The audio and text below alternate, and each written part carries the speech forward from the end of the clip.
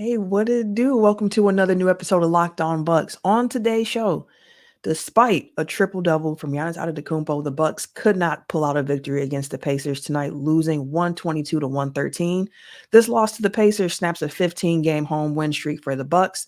We're going to break down what we saw during this matchup, take a closer look at the role that each team's bench happened to play during this matchup, as well as look ahead to Wednesday's rubber match between these two teams. All of that and more coming up next. You are Locked On Bucks, your daily Milwaukee Bucks podcast, part of the Locked On Podcast Network, your team every day. You are Locked On Bucks, part of the Locked On Podcast Network, your team every day. I'm Camille Davis, and you can catch me weekly on the Technical Foul Podcast, as well as Cheesehead TV's Carry the G and MKE.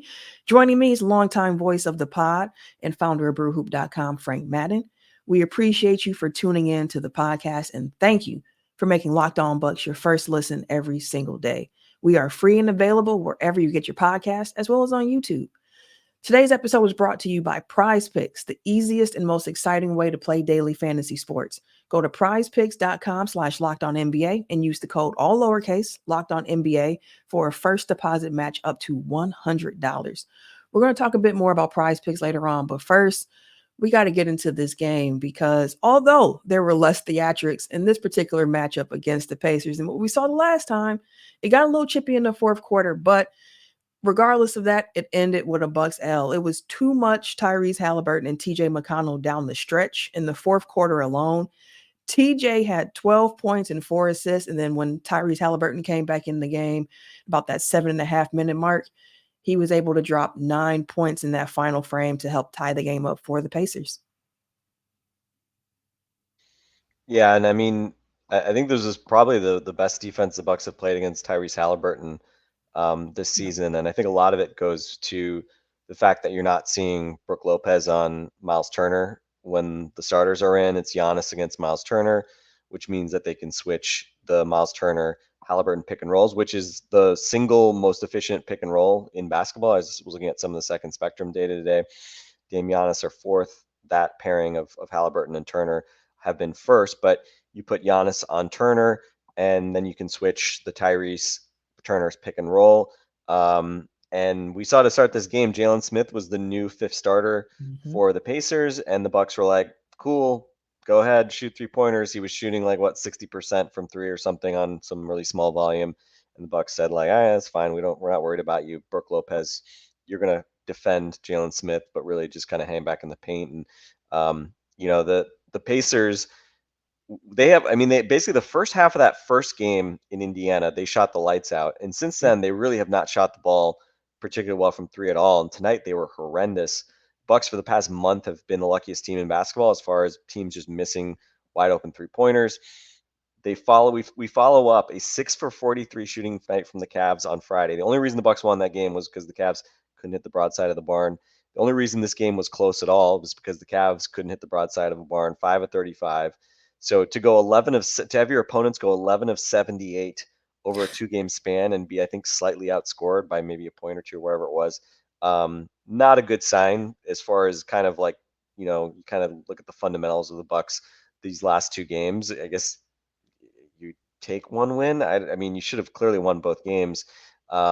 So yeah, I mean, this is the Pacers just with the things you can control, things you can't control. The things you can't control are whether your opponents make open threes. The Pacers didn't do it at all tonight, and all the things that you can control, the Pacers pretty much wrecked the Bucks in that department. And you just look at the bench performances. We've seen it all year. The Pacers bench has wrecked the Bucks bench. TJ McConnell, Bucks couldn't defend TJ McConnell when Drew Holiday was on this team. They certainly can't defend TJ McConnell now. He only had 16 points, Camille. It felt like he had a lot more than that. But he was a plus 31 in 22 minutes, which is crazy. Tyrese Halliburton, what was he, minus 21 or something like that? Or no, I think he brought it back a lot. But yep, number of their fourth quarter stretch. Yeah, a lot of their starters were big negatives tonight. Turner was a minus 20, Nembhard minus 21. He only played 8 minutes and he was a minus 21 before he left with an injury. Jalen Smith was minus 19, but Halliburton was only minus 5 because again the bench units just destroyed the Bucks bench unit. And again, it's some familiar themes certainly Mhm. that we saw tonight. But yeah, I mean, again, like you had a chance to win this game, and ultimately, I think the Pacers had a 116 offensive rating. That should be enough for a Bucks team that has had the second best offense in the league. You should be able to, especially against a Patriots team that defensively obviously has been bad all season. Right. But they battled even without Bruce Brown, their best perimeter defender. They really battled. I think put pressure on Dame, and Dame had a lot of good looks still, and he just kind of laid an egg tonight.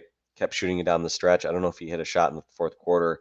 And again, I think they doubled Giannis enough to kind of take the ball out of Giannis's hands, try to make other guys beat them. And Chris had another pretty solid, very, very solid offensive performance. Mhm. Um, but Dame 3 for 16 shooting again, like on a night when you need to outscore the other dudes, like that just wasn't enough. And again, we can kind of go down the list of the bench guys who also just struggled and had another kind of car crash of a night from a plus minus perspective, which I think was a pretty accurate reflection of the game.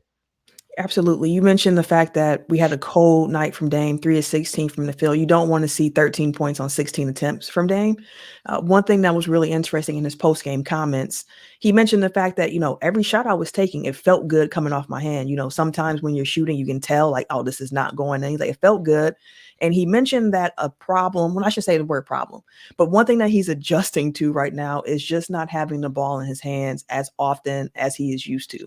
And he mentioned the fact that, sometimes it's a bit harder to get that natural rhythm to the game when you're just playing off ball and you're just doing catch and shoot situations rather than trying to make something, with your own hands here. And you saw it in the first quarter when the first quarter felt like a Dame quarter. He had the ball in his hands a lot.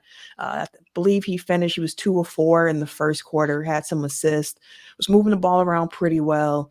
And as the game went on, the shots just were not falling for him. He had some good looks, but they just weren't happening to fall for him. So you hate to see that from Dame tonight. And it does give me some questions about what changes we might see going forward in the next matchup, which we can talk about a little bit later. But do want to shout out the fact that Giannis had a triple double tonight, 30 points, 18 rebounds, 11 assists. And it was interesting. I was wondering how the Pacers were going to try to defend Giannis, given the fact that he was coming into this Pacers game so far this season, in the previous 3 matchups, averaging 51 points, 12 rebounds, and 2.7 assists. So I figured we'd see some different coverage around Giannis, and the Pacers were far more aggressive in trying to double team him, turn him into a passer, which he was willing to be. And he was also able to still pick his spot, still be aggressive. It's just that, as you mentioned, the 3-point shot wasn't falling super well for the Bucks, but luckily it wasn't falling for the Pacers either. Yeah, and I mean Malik Beasley had a great start to this game, Yeah, he did. in terms of hitting the outside shots, and I'm curious. I haven't looked in the box score, or gone through the play-by-play, but he ends the game 4 for 8 from three, and 4 for 8 from the field overall in 37 minutes. So I mean, he played a ton. He had 5 fouls, but he played a ton of minutes tonight, and I'm curious how many shots he hit after the first quarter, because it felt like pretty much all that stuff was coming in the first like 15 minutes or so of the game.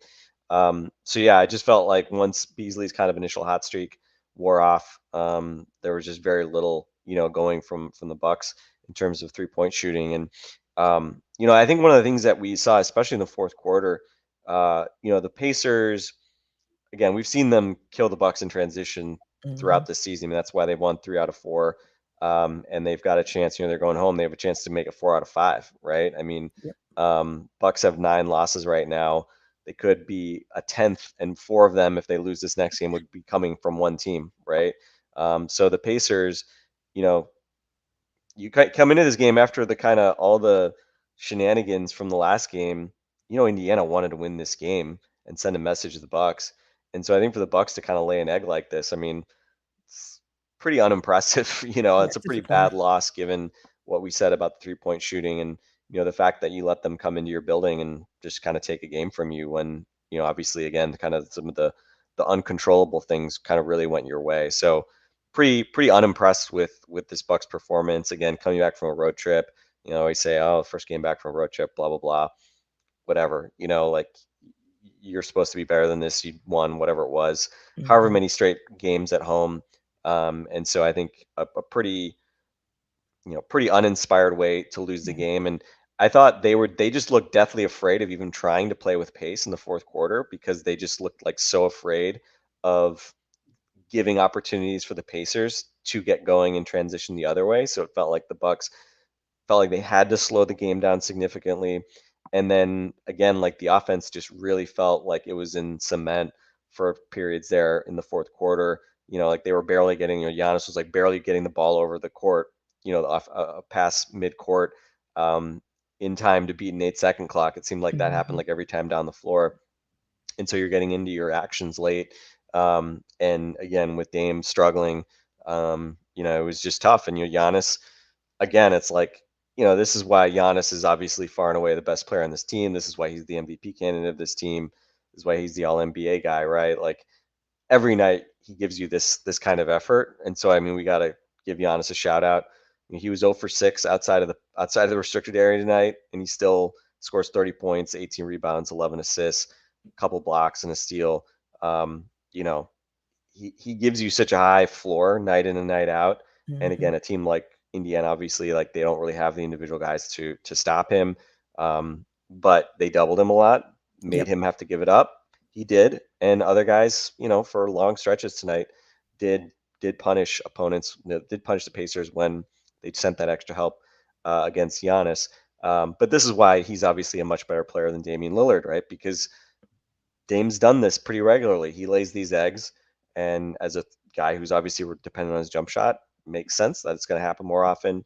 And so again, it just seems like when the Bucks lose, obviously we're used to seeing kind of these games where Giannis night in and night out, he's the guy putting up the big numbers, and then it really just depends on how much help he's getting, right?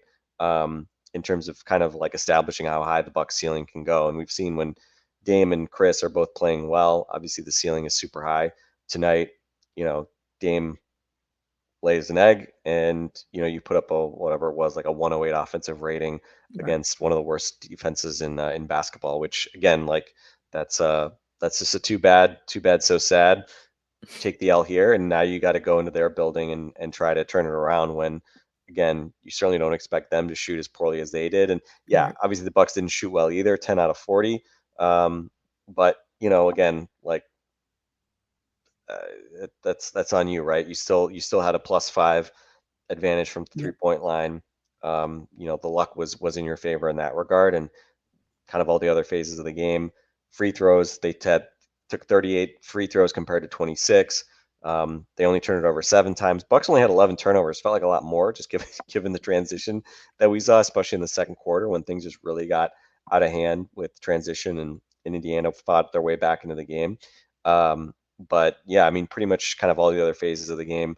Offensive Mhm. rebounding as well. I think they had over 20 second chance points, Yep. 30% rebound rate offensively for Indiana. Again, kind of a similar story to what we've seen all year, right? Bucks just are Mhm. no longer a good defensive rebounding team, or at least not an elite defensive rebounding team. So, whatever advantage you had there from the 3-point line, you just give right back with transition stuff, free throws, turnovers, and the offensive glass, right? So, again, a lot of those issues that we've seen kind of all season cropping up. And again, you got enough from Giannis and Chris as well. 21 points on 13 shots.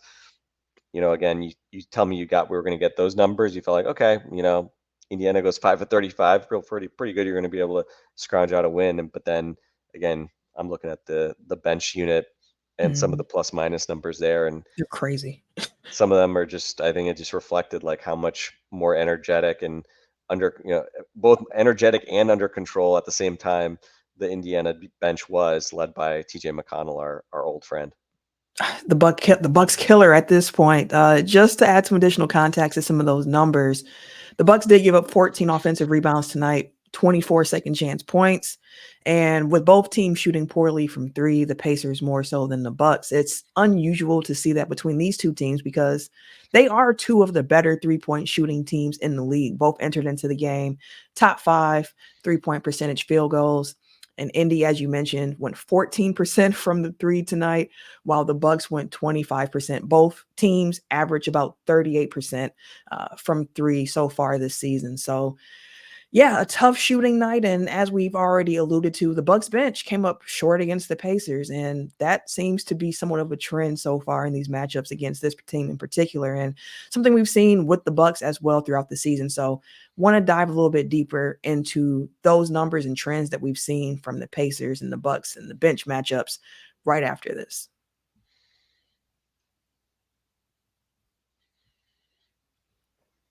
Prize Picks is the largest daily fantasy sports platform in North America.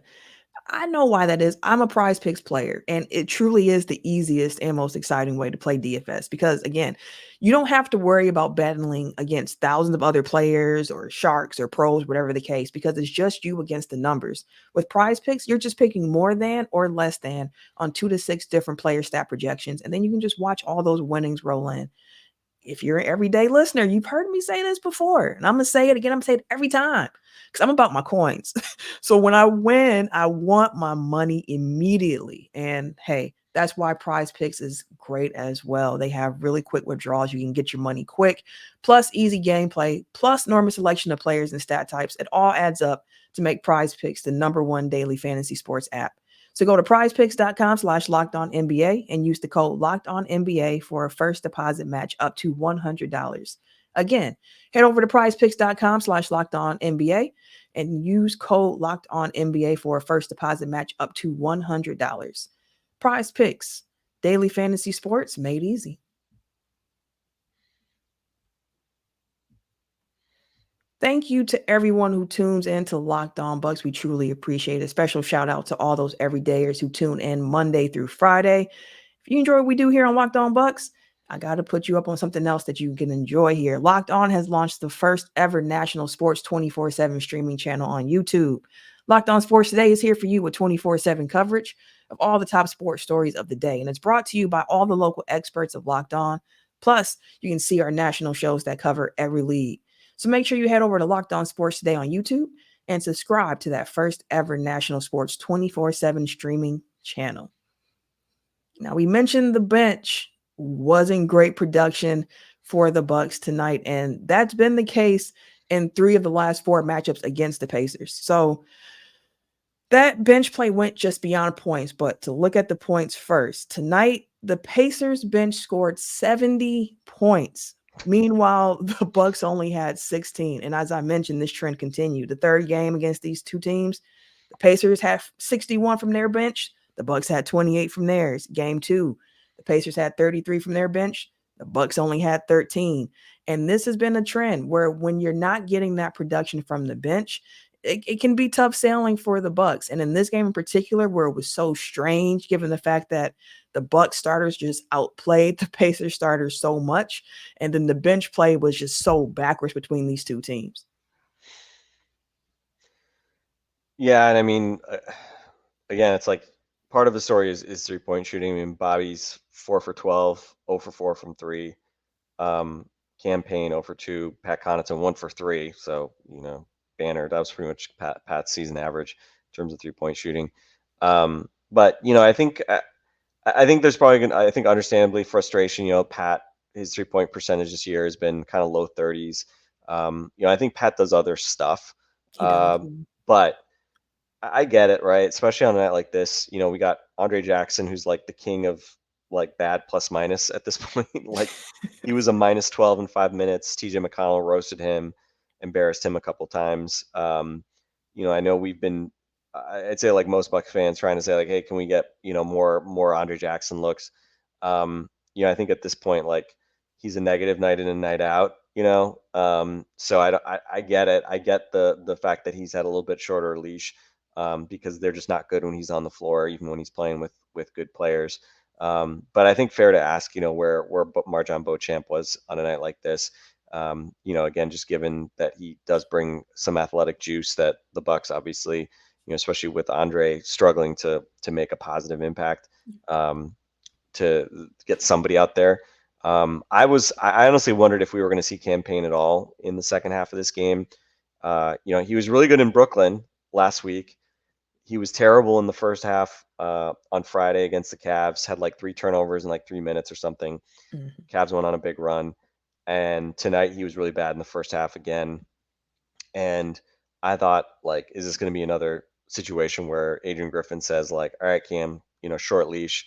I'm going to run with, basically the like Chris plus bench guys early in the fourth quarter, and I'm just not going to play you at all when Dame's getting rested in the first half of the fourth quarter. I think we did see him a bit again. He played 12 minutes, minus 13. But again, like especially when the defense has been such a problem, and the perimeter defense in particular, Cam's got to be really good offensively to justify like being out there. And so again, we'll see. I think it's an interesting question. We'll see kind of what happens in this next game. Obviously, a quick turnaround. He's played the Pacers again.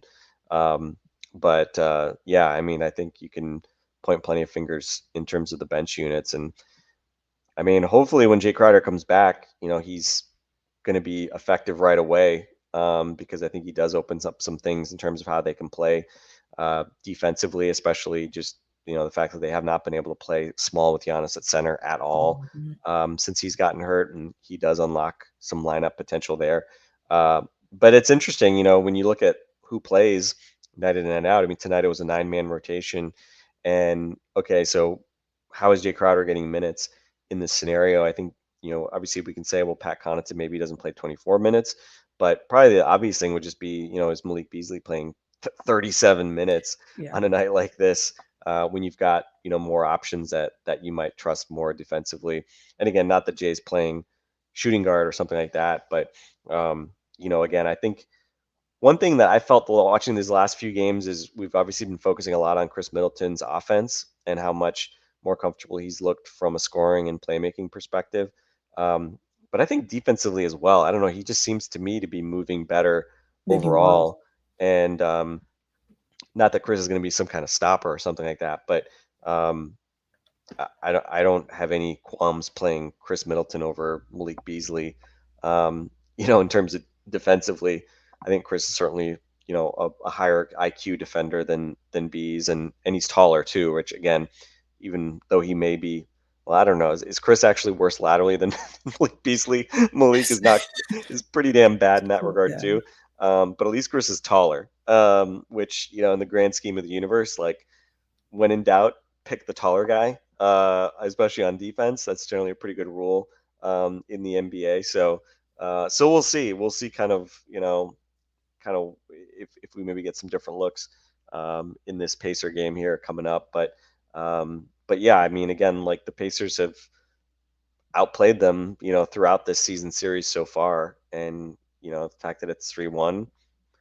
I mean, I can't really complain too much. I think Indiana's been a better team over these 4 games, and it's kind of like Bucks need to look at the mirror a little bit and just figure out like okay, how are you going to like get back on defense? How are you going to rebound on the defensive end? Like do basic basketball stuff that you're supposed to do, you're supposed to do, because if you do that, then you're going to have you might actually start to win some games against this team that has a far worse record than you. But unfortunately, they just have not looked like a team that's been comfortable playing against the Pacers at all this year.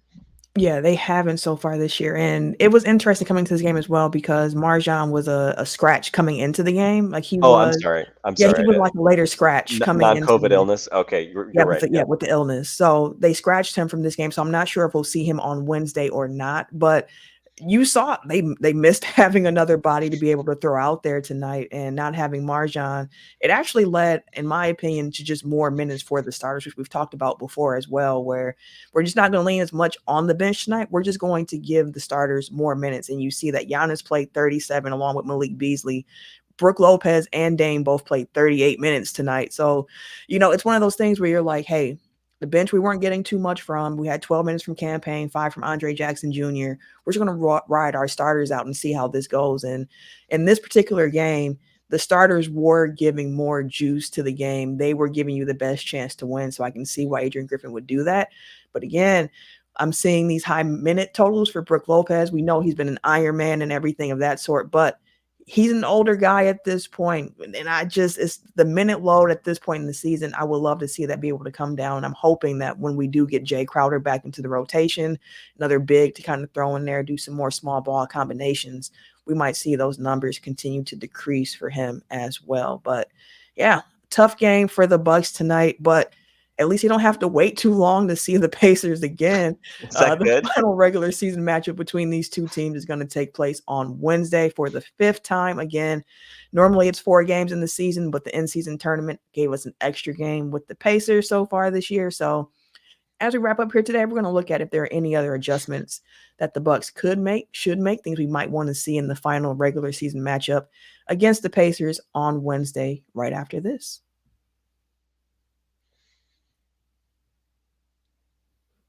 The NFL regular season is wrapping up. We are heading into the final week. And if you're in Wisconsin, it's a big week. Bears Packers is going to mean a lot because if the Packers win, they are in. And with all of this action that's heating up, make sure you get on that action with FanDuel as well, America's #1 sports book. Right now, new customers can get $150 in bonus bets guaranteed when you place a $5 bet. I'm going to repeat that back for you. $150 in the bonus bets, whether you win or lose. That's guaranteed. The app is super easy to use, and there are a lot of different ways to bet, like live same game parlays. You can check out the Find Bets in the new Explore tab. You can also make a parlay in the Parlay Hub, which is the best way to find more popular parlays in case you don't want to put one together yourself. You can use a concocted one, and they have a lot more options on FanDuel as well. So make sure you visit fanduel.com/lockedon and make your first bet a layup. FanDuel, official partner of the NFL.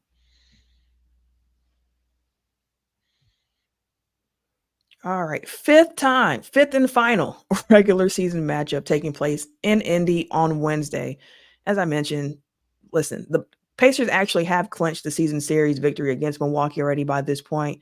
This is the first time the Pacers have done this since the 2017-18 season when they won 3 or 4 against the Bucks. So with this fifth and final matchup coming up on Wednesday, Frank, is there anything different you hope to see outside of the Bucks just like making more 3-point shots in the upcoming game? Like I mentioned, I think the Giannis on Turner adjustment that we've seen really the last couple of games, I think is, probably the single most important thing you can do just to try to slow down the Halliburton Turner pick and roll, like at least force Halliburton to try to run it with somebody else. Like I said, I might try to put, Chris on Halliburton a little bit just to throw him some different looks. I think, running zone, I think at times, especially if the Pacers continue to shoot poorly from three, is a totally fine, thing to do just to try to take away just sort of like the normal rhythms of them being able to attack and pick and roll. And again, because to me, that's like the most important thing with trying to contain Halliburton is just like, how do you stop him from just being able to play his normal pick and roll game? Because we've seen it, like, when he gets to his floaters, or his little dump offs to Turner, like, that there's a reason those guys are, the single best combination in terms of pick and roll efficiency. So I think it kind of starts with that. And then, again, we can talk about, what we would do rotation wise to try to kind of slope the Pacers down a little bit. But, again, like in general, like overall, this isn't like the minute allocations, rotations. I haven't had really that big of a problem with anything that Adrian Griffin's done. I think we can talk about trying to get more run for the young guys and Andre and Marjan, which, is fair, but like, I don't think that's a uniquely like Adrian Griffin problem. Like that's pretty much what fans want from like every coach in every city coaching for every team, right? Like it's the same story. We always want to kind of see those younger guys get a little bit more of a shot. So yeah, I don't know if there's some like huge, adjustment that needs to be made. I am curious if the Pacers are going to start Jalen Smith again, or if they go a different direction. We saw Buddy Hield start the second half. Hield 0 for 6 in this game. Benedict Mathurin was great, and Hield was scoreless. So that was probably like the weirdest thing. Buddy Hield feeling very left out of the bench brigade in Indiana, kind of running riot over the Bucks. So yeah, I don't know. I think less campaign probably would make me feel a bit better, but that obviously requires you to kind of do some different things and play without a point guard a bit more. And again, I'm sure we're going to see Campaign get his normal run early in the second quarter on Wednesday. But I think especially if you can start to phase him out of like your fourth quarter, like crunch time type, when the game's actually close, like not having to play him in the fourth quarters, I think is probably something that I would like to see. Because again, I just don't see that being something in the playoffs that you're going to want to be doing much in, Right. early and fourth quarters, having campaign out there with, the Bucks other kind of relatively poor perimeter defenders. So, um, yeah, we'll see. Play better, right? I mean, Yeah. the best adjustment you can make. Try on defense, run back in transition, get defensive rebounds. Like, there's my killer insight. Sorry guys, but sometimes it's just got to play better.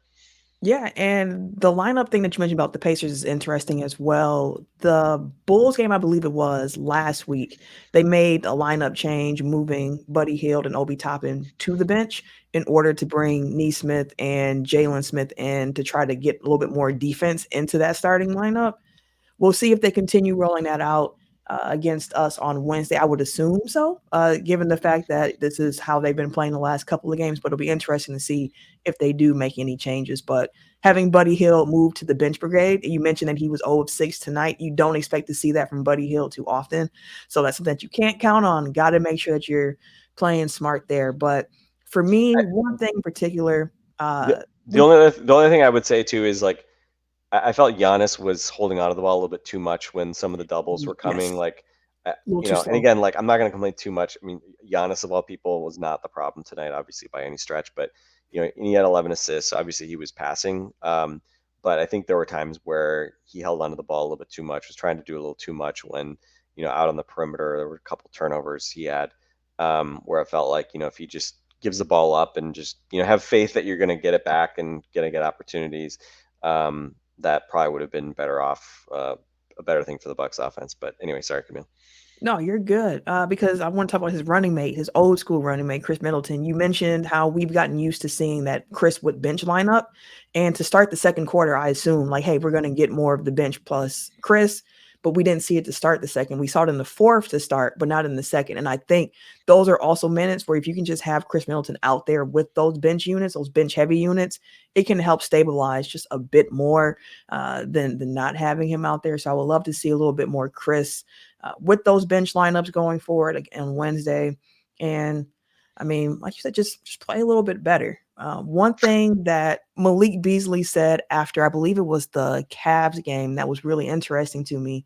But he mentioned like, hey, if you look at the stat sheet, and I only have like 4 or 5 shots, like the ball wasn't moving enough on offense. And I agree with that, Malik. And we saw tonight he had, I believe, 8 3-point shot or attempts tonight. They weren't falling, but just continue to see the ball move for the Bucks in the next game. Would love to see that. Keep shooting, keep doing what you do. Just play a little bit tighter. I did enjoy the switching that they were doing for a bit on defense tonight, but yeah, just play a little bit better because you can't expect the Pacers to come out again and shoot this poorly from three. So you got to tighten up, be ready to go. And the Pacers came out playing physical tonight as well. So be ready to match that on Wednesday, since they probably saw that last game where Giannis had 64 and Bucks were the more physical team, saying, hey, we're going to come out, establish ourselves as well. So looking to see how that physicality lines up as well during Wednesday's matchup.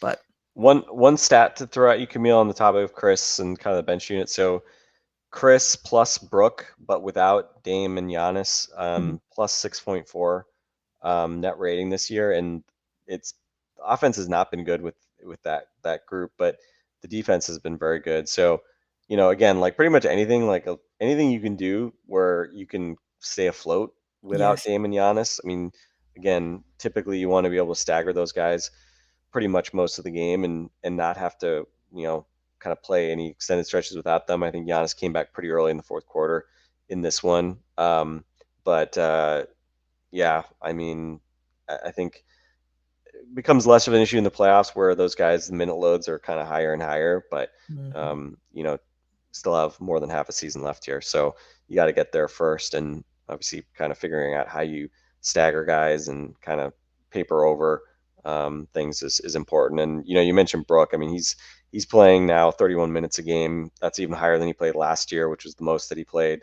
in the Bud era. I don't think Brook has missed a game this year, which again is remarkable that he's been healthy enough and durable enough that he's continuing to be able to do this night in and night out.